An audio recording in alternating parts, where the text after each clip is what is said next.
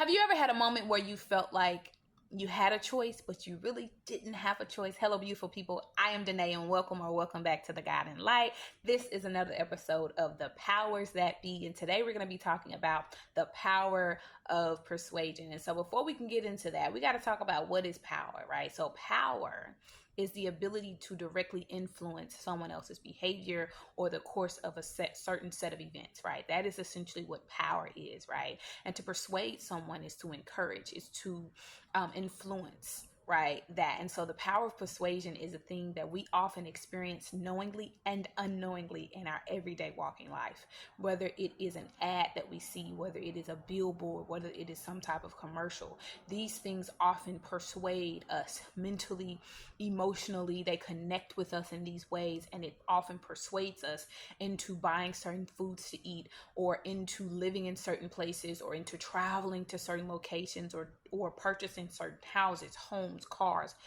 Everything that we do often stems from some form of persuasion, especially with all the media that we have that exists in the world today, right? So the power of persuasion is something that is extremely, extremely more powerful than I believe a lot of us often give it credit for. And so I want to share with you three ways that are commonly used as a form, and I'm hearing propaganda, right, of the power of persuasion. And so the first one is fear, right?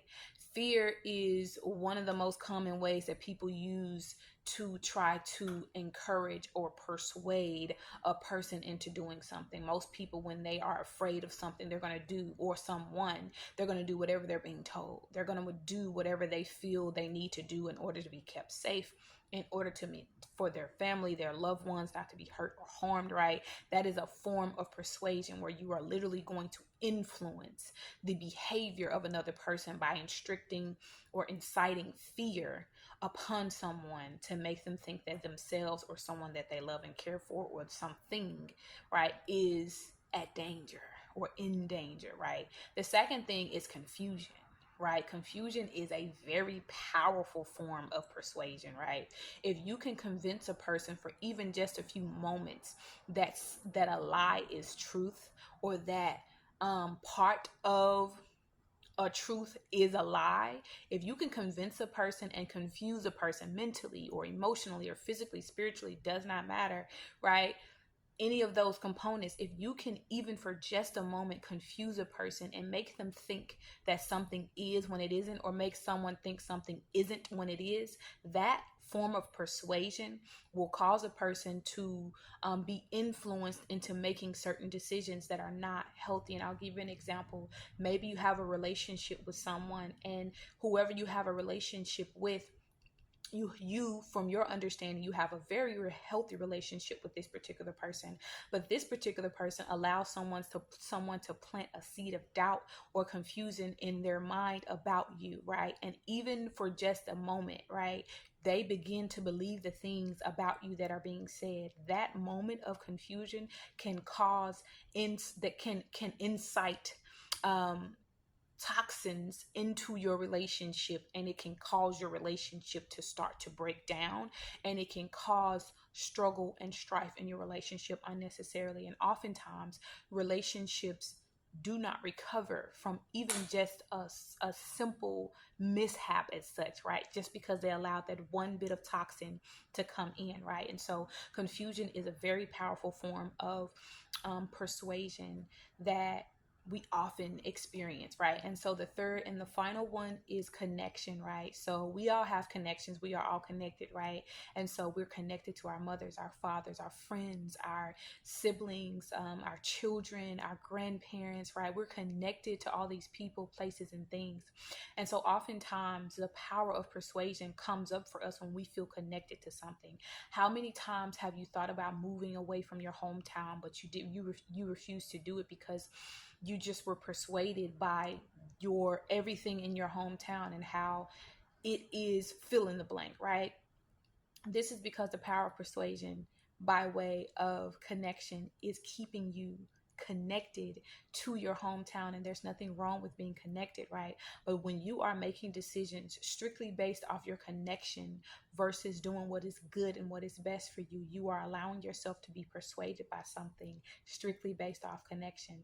And I'm remembering a post that I made a few years ago, and it was about how I said how the Most High was leading me in my own personal life and my relationships, 5:11 on the clock, to no longer stand on the length of my relationships with people, but to start standing on the strength of my relationships with people, right? Length of the relationship.